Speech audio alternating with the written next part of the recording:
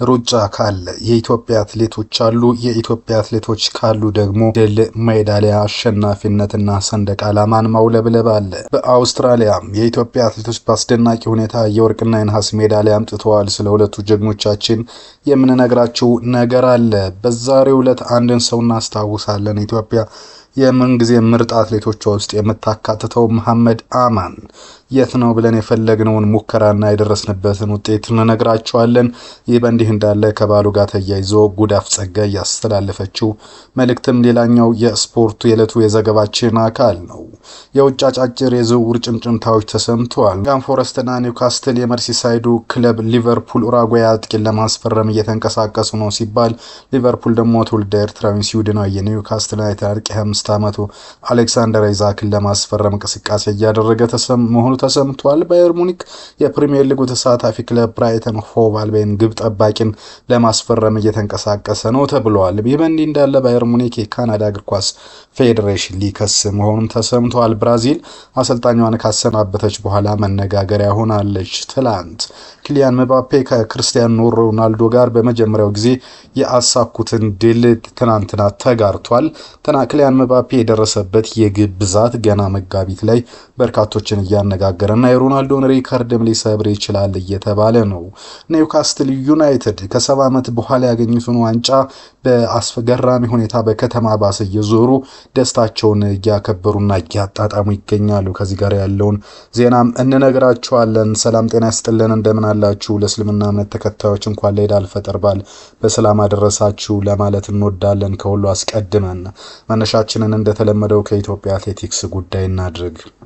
በአውስትራሊያ ሜልቦርን በተካሄደው ውድድር ኢትዮጵያዊቷ አትሌት በአስደናቂ ሁኔታ ማሸነፍ ችላለች። በሜልቦርን የተካሄደው ውድድር ሜቲንግ ጎልደን ኮንቲኔንታል ቱር ይሰኛል። ኢትዮጵያዊቷ አትሌት ፋንታዬ በላይነህ በ3000 ሜትር በአስደናቂ ሁኔታ አሸንፋለች። ሌላኛዋ ኢትዮጵያዊቷ አትሌት ሰናይት ጌታቸው 3ኛ ደረጃን አግኝታ ጨርሳለች። ኢትዮጵያን የሚወዳደሩባቸው የሳምንቱ መጨረሻም ሆነ የትኞቹም በተለይ ከኦሎምፒክ ውጪ በርካታ ወርቅ ሜዳሊያዎች ሁልጊዜም እንደገቡ ነው። ኦሎምፒክ ግን ትንሽ ተሳታፊውም ኃላፊውም ፖለቲካውም ጣልቃ የሚገባበት ይመስላል። ኢትዮጵያውያን በዛ ልክ ባይደሰቱም ግን ሌሎች ግን በአስደናቂ ሁኔታ የኢትዮጵያ ስም ሳይጠራበት የሚውል ቀንና ሰዓት የለም። አትሌቶቹን እንኳን ደስ አላችሁ ማለት እንፈልጋለን። ፋንታዬ በላይነህ በአሁኑ ጊዜ ገና 24 ዓመቷ ላይ የምትገኝ ወጣት አትሌት ነች። በብዛት ግን የ10 ኪሎ ሜትርና 5000 ሜትር ሯጭ አትሌት ነች። እቺ አትሌት በ21 በኢትዮጵያ ሻምፒዮንሺፕ 5000 ሜትርን 6ኛ ሆና ነበር ያጠናቀቀችው። ከዛ በኋላ ደግሞ በ22 በኢትዮጵያ ሻምፒዮን በ5000 ሜትር አንደኛ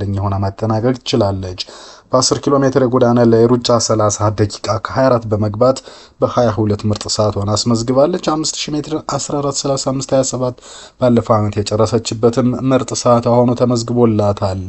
ይህ እንግዲህ በአንደኛ በመውጣት ነው ያጠናቀቀችው በጀርመን ማለት ነው። 10 ኪሎ ሜትርን 30:24 14:44:51 ስትወጣ ግን 6ኛ ነበር መውጣት የቻለችው።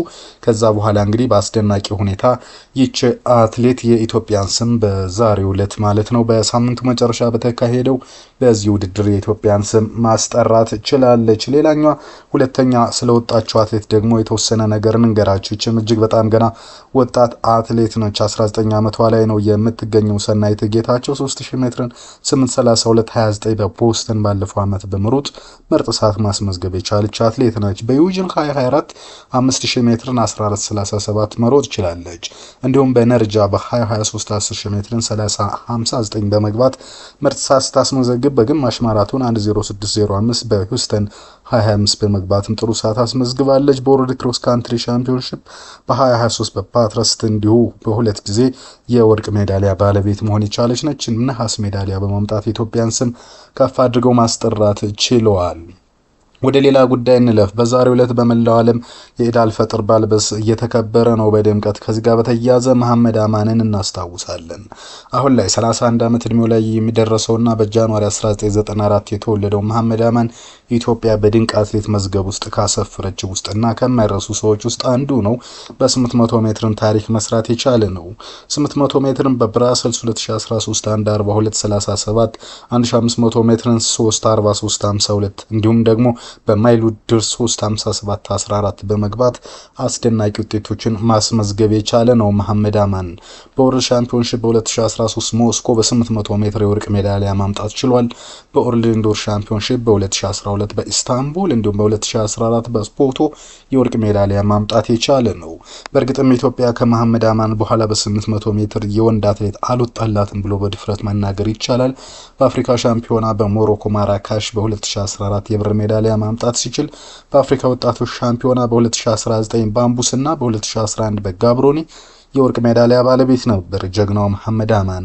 በክረምት የወጣቶች ኦሎምፒክ ደግሞ በ2010 በሲንጋፖር በ1000 ሜትር የወርቅ ሜዳሊያ በማምጣት ለኢትዮጵያ እንግዲህ ከ6 ጊዜ በላይ የወርቅ ሜዳሊያዎችንና ከ3 ጊዜ በላይ ደግሞ የብር ሜዳሊያዎችን ማምጣት የቻለ ጀግና አትሌት ነው።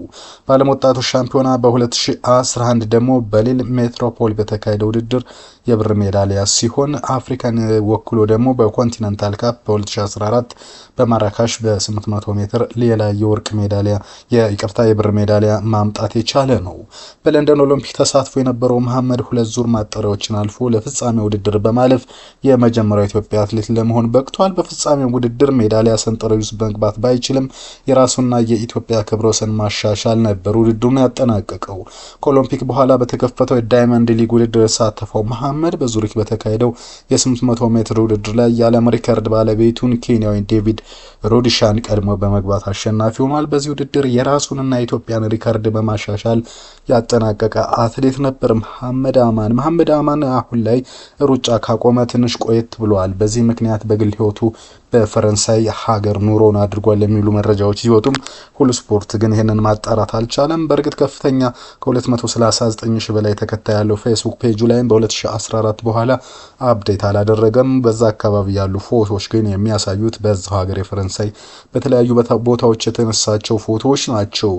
ኢሜሉ የፌስቡክና እንዲሁም አጠቃላይ ለላክንለት መረጃ መሐመድ አማን ምላሽ ሊሰጠን አልቻለም። ከቅርብ እንደተገኘው መረጃ ግን ኑሮውን በፈረንሳይ አድርጎ የግል ህይወቱን እየመራና ከአትሌቲክሱ ወጣ ብሎ ሌላ የግል ህይወቱ ላይ መሰረት አድርጎ እየኖረ ነው የሚል ነው። በቀጣይ የምናገኘው መረጃዎች እናጋራቸዋለን።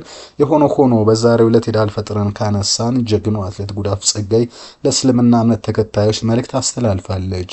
አትሌቷ በይፋ የፌስቡክ ገጿ ለመላ እስልምና እምነት ተከታዮች በሙሉ እንኳን ለ1446ኛው ኢድ አልፈጥር በዓል የደስታና የበረከት ይሁንላችሁ ዘንድ መልካም ምኞቴን እገልጻለሁ አትሌት ጉዳፍ ጸጋይ ስትል መልእክቷን ገልጻለች።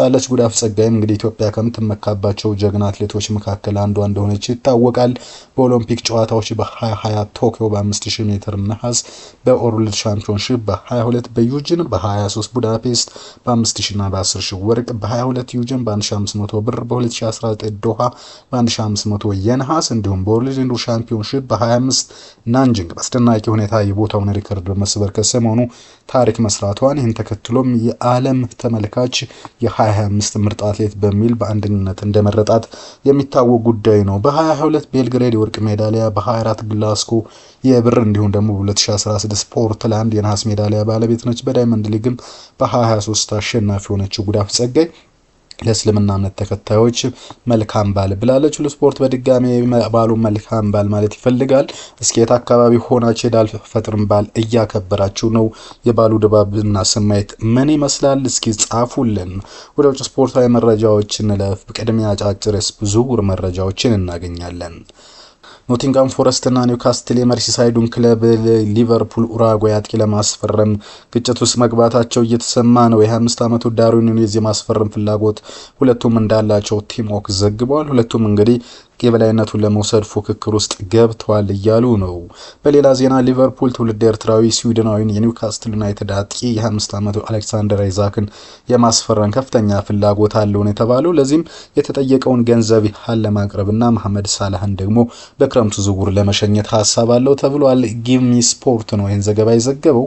ባየር ሙኒክ የፕሪሚየር ሊግ ተሳታፊ ክለብ ብራይተን ሆቭ አልቢዮን ግብ ጠባቂ ባርት ቨርቡገርን የማስፈረም ፍላጎት አለው ተብሏል። የአሜክሱ ክለብ ለ22 ዓመቱ ኔዘርላንዳዊ ግብ ጠባቂ ግዢ 60 ሚሊዮን ፓውንድ ሂሳብ መጠየቁም ተነግሯል። የማንቸስተር ዩናይትድ አሰልጣኝ ሩበን አሞሪም ደግሞ ለስፖርቲንግ ሊዝበኑ ፖርቹጋላዊ የ25 ዓመት የክንፍ ተጫዋች ፍራንሲስኮ ትሪንካኦ ግዢ በክረምት እንቅስቃሴ ለማድረግ መዘጋጀታቸው ተገልጿል። በተለይ የማንቸስተር ዩናይትድ ተጫዋቾች ሙሉ ሜዳ የመሸፈንና የፊትነስ እንዲሁም አካላዊ ብቃትና ትንፋሽ እንቅስቃሴያቸው እንደ ቀድሞ ስፖርቲንግ ሊዝበን ተጫዋቾች አልሆኑላቸውም ተብሏል። ይህንንም ሊሞላ የሚችል የክንፍ ተጫዋቹ ፍራንሲስኮ ትሪንካኦ ነው። ይህንንም ለማስፈረም እንቅስቃሴ እያደረጉ እንደሆነ ቶክ ስፖርት ዘግቧል። ምናልባት እንግዲህ ማንቸስተር ዩናይትድን ክረምት ላይ ለማጠናከር ካላቸው ሀሳብ ውስጥ አንዱ የቀድሞው ተጫዋቻቸውን ወደዚህ ክለብ የማምጣት ነው ተብሏል። ወደ ሌላ ጉዳይ ስንሄድ ባየር ሙኒክ የካናዳ እግር ኳስ ፌዴሬሽንን ሊከስ ነው። የባቫሪያኑ ክለብ የግራ ተከላካይ አልፎንሶ ዴቪስ የጉልበት ጉዳትን ተከትሎ የሰሜን አሜሪካዊቷን ሀገር የእግር ኳስ ፌዴሬሽን ለመክሰስ መዘጋጀቱን አስታውቋል። የባየር ሙኒክ ዋና ሊቀመንበር ክርስቲያን ድሬሰን በትናንትናው ዕለት ለቢልድ ጋዜጣ በካናዳ እግር ኳስ ሙሉ ምርመራ እንዲደረግና ህጋዊ እርምጃ ለመጠየቅ መዘጋጀታቸውን አስታውቀዋል። ዴቪስ በኮንካፍ ኔሽንስ ሊግ የደረጃ ጨዋታ ካናዳ ዩናይትድ ስቴትስን 2-1 ስታሸንፍ በቀኝ እግሩ ላይ የስብራት ጉዳት ማስተናገዱ የሚታወስ ነው። ጉዳይ እንግዲህ ባየር ሙኒክ ተጫዋች ተጎድቷል በሚል የካሳ ጥያቄ ክስ ሊመሰረት መሆኑ ተሰምቷል። የብራዚል አሰልጣኝ ከተሰናበተ በኋላ መነጋገሪያ ሆኗል። ቀጣይ ብራዚልን ማን ሊያሰለጥን ይችላል የሚለው ደግሞ አንዱ ጉዳይ ነው። የ5 ጊዜ የዓለም እግር ኳስ ዋንጫ አሸናፊዋ ሀገር በ26 የመድረኩ ማጣሪያ በአርጀንቲና 4-1 ሽንፈት ማስተናገዷን ተከትሎ ዋና አሰልጣኟን ዶርቫል ጁኒየርን ማሰናበቷን አስታውቃለች። ሴልሳዎቹ በደቡብ አሜሪካ ዞን ማጣሪያ ከ14 ጨዋታዎች በ5ቱ መሸነፏ ይታወቃል። ነገር ግን የጥሩ ውጤት ነው ቢባልም ለብራዚላውያን ግን የሚዋጥ አልሆነም። የ62 ዓመቱ አዛውንት በሀገራቸው በርካታ ክለቦችን ማሰልጠናቸው ይታወቃል። ከጥር ወር 24 የብሔራዊ ቡድኑ ኃላፊነት ተረክበውም ሲሰሩ ነበር። የመጀመሪያ ጨዋታው በዌምብሌ ስቴዲየም በወዳጅነት ግጥሚያ ባሳለፍነው ዓመት የመጋቢት ወር 1-0 ያሸነፉበት ነው። በቆይታቸው ቡድኑን ይዘው 16 ጨዋታ ያደረጉ ሲሆን በ7ቱ ድል ሲቀናቸው በ6ቱ አቻ ተለያይተው በ3ቱ ደግሞ ሽንፈትን አስተናግደዋል። በዚህም እንግዲህ ብራዚል መሰናበታቸውን ተከትሎ ይችን የእግር ኳስ ሀገር ማን ሊያሰለጥናት ይችላል የሚለውን ዓለም በጉጉት እየጠበቀው ያለው ጉዳይ ሆኖ ቀጥሏል። ክሊያን ምባፔ ክርስቲያኖ ሮናልዶ ለሪያል ማድሪድ በመጀመሪያ ማድሪድ የውድድር ዓመቱ ካስቆጠረው ግብ እኩል ማስቆጠር ችሏል። ይህንንም በቀጣይ ሊሰብረው ይችላል እየተባለ ነው። ማስቆጠር የቻለው 33 ጎሎችን ነው። ጊዜው ገና መጋቢት መሆኑን ተከትሎ ክሊያን ምባፔ የክርስቲያኖ ሮናልዶን ሪካርድ ሊሰብርበት የሚችል እድል ሰፊ ነውም እየተባለ ነው። ሪያል ማድሪድ ሌጋኔስን 3-2 በማሸነፍ ነጥቡን ከባርሴሎና ጋር እኩል ባደረገበት ወቅት ማለት ነው ክሊያን ምባፔ ይህንን ሪካርድ መጋራት ችሏል። ሪያል ማድሪድ 3-2 ሌጋኔስን ባሸነፈበት ጨዋታ ምባፔ 32ኛው ደቂቃ ላይ በፍጹም ቅጣት ምት ማስቆጠር ችሏል። በ76ኛው ደቂቃ ደግሞ በጨዋታ ማስቆጠር ሲችል ቤሊንጋም 47ኛው ደቂቃ፣ ለሌጋኔስ ደግሞ ጋርሻ 34 እና ራባ 41 ነበር። 2-2 ጨዋታው በየቀጠለ ባለበት ሰዓት እንግዲህ ክሊያን ምባፔ ለክለቡም ለሱም ታሪካዊ የሆነችው አንድ ግብ 76ኛው ደቂቃ ላይ ማስቆጠር ችሏል። በመጨረሻም ኒውካስትል ዩናይትድ ድላቸውን ማጣጣም ቀጥለዋል። ኒውካስትል ከ70 ዓመት በኋላ ያገኙትን ዋንጫ በከተማው ባስ እየዞሩ እያከበሩ ይገኛሉ። ከ300,000 ሰው በላይ በዚህ ደስታ ፕሮግራም ላይ ታድመዋል። እጅግ ልዩ ስሜት የነበረበት ክስተትን እያስተናገዱ ናቸው። ክቡራትና ክቡራን የሁሉ ስፖርት ቤተሰቦች ለአሁን ያስኩላችሁ አጫጭር የአትሌቲክስ እና የእግር ኳስ መረጃዎችን ይመስሉ ነበር። መልካም እሁድ እንዲሆንላችሁ ተመኘን።